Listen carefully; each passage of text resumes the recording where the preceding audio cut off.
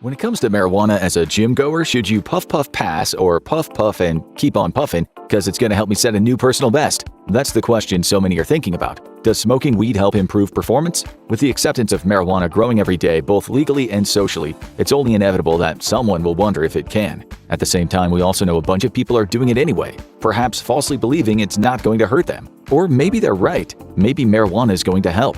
It's been shown to be an effective aid for other issues, so why not your bicep growth? We're going to find out. A lot has changed in the past decade with marijuana and society's stance on it. With rapid legalization around the world, including inside the US, laws are changing at a blistering pace. Therefore, while these stats may not be correct for long, currently marijuana is legal in 38 states for medicinal use and is legal for recreational use in 24 states. This means that anyone of age can go buy some bread, milk, and a bag of weed anytime they want in almost half the states in the USA. This legalization is largely in part to the fact that we know a lot more about the plant than we once did. It's now accepted that marijuana has numerous legitimate health benefits for those who partake. This is evident as it first became accepted in the medical field, largely to reduce pain. However, it's also been found to reduce eye pressure, which has made it a common treatment for those with glaucoma. Other possible medical uses include reducing nausea in chemo patients, improving loss of appetite, relaxing those with epilepsy or spastic muscles, and it can treat various neurological and mental disorders such as PTSD and Parkinson's. As of late, the sale of CBD for therapeutic purposes has grown extensively.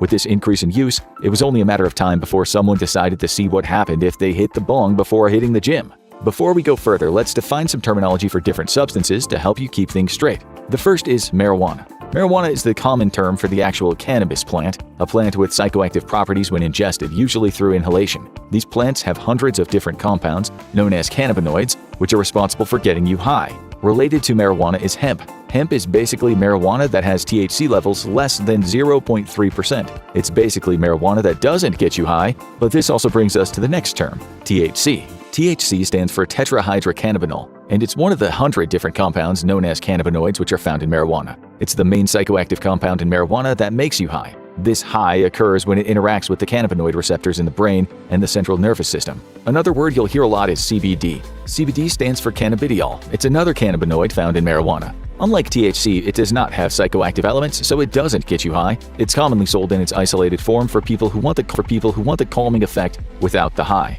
Even though it's just now marijuana has been regaining legality, interest in it for possible performance enhancement occurred quite a long time ago. In fact, it'll probably be a surprise to you to find out just how long researchers have actually been studying the effects of marijuana and performance. One of the oldest studies on the green stuff comes all the way back from 1975. Unfortunately, it didn't necessarily help to start building the foundation for pro-marijuana use in the world of sports. In it, the researchers tested the effects of smoking on both hand grip strength and a sub-maximal bicycle ergometer test to measure work capacity. While there was no effect on grip strength, there was a drop in work capacity. This will become a common trend. Some things aren't affected and some are. Regardless, the only positive from this study is that it didn't cause a drop in grip strength. That's probably not going to make a big hit as a sports supplement. This makes sense though. It seems pretty obvious that inhaling smoke can't be good for performing exercise for extended periods. Since that time, researchers have identified more than one mechanism for an adverse effect. This can affect your cardiorespiratory, pulmonary, or even skeletal muscle systems. Upon smoking, there's an immediate decrease in airway conductance after inhalation.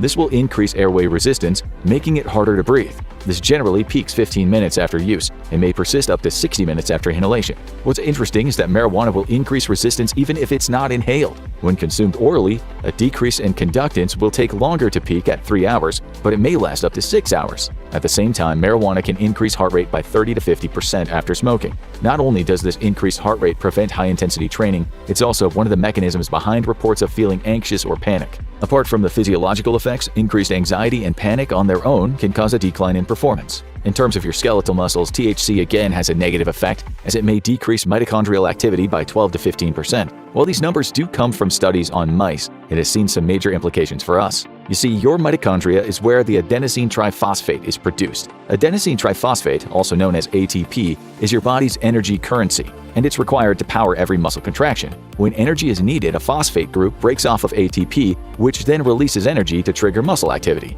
This means that the amount of work you perform is dependent on the amount of ATP you have. If marijuana decreases your body's ability to produce ATP by 12 to 15%, this will shorten your ability to work by 12 to 15%. Another concern that athletes should have with smoking marijuana are the possible negative effects on the endocrine system, the system that controls your hormones. Testosterone is the male's primary sex hormone and strongest anabolic hormone. It also has a confusing relationship with marijuana smoking, as studies show contradicting outcomes. This includes having a negative impact, no impact, or even a few with positive impacts. For example, one surprising study showed that 21 days of intense use had no impact on the smoker's testosterone levels. The same researchers then conducted a similar study but measured luteinizing hormone levels. Your luteinizing hormone is responsible for signaling Leydig cells in your testes, which triggers the production of testosterone. Again, the intense use of marijuana showed no negative effect. Now let's look at the counterpart of testosterone, cortisol. Cortisol is your stress hormone and it's catabolic in nature. Contrary to testosterone, its presence promotes the breakdown of muscle fibers,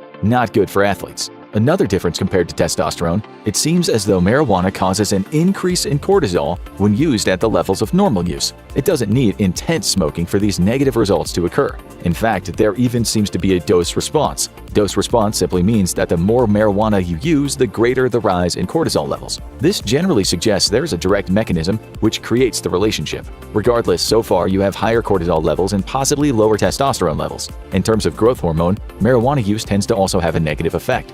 This is likely due to marijuana stimulating somatostatin release, which inhibits the secretion of growth hormone. However, this tends to be an acute response rather than a permanent change from chronic use. All that's to say that, in general, smoking marijuana tends to have a negative effect on the endocrine system, especially when it comes to optimizing muscle growth. It likely lowers your anabolic hormones and increases your catabolic hormones. We should also note that this observation comes from relatively few studies. Therefore, we can't make any conclusive statements. In addition, while these numbers do show the endocrine system is affected, we don't know if it'll have any noticeable effects on training. Will you lose your gains if you smoke just one time? Or can you smoke as much as you want as long as it's after your workout? We don't know, but as of now, we know that marijuana will more than likely have no effect or a negative effect on your hormones. Now that we have a better understanding of some of the physiological responses to marijuana, let's go ahead and look at some actual performance studies to see what happens in the real world. Let's start with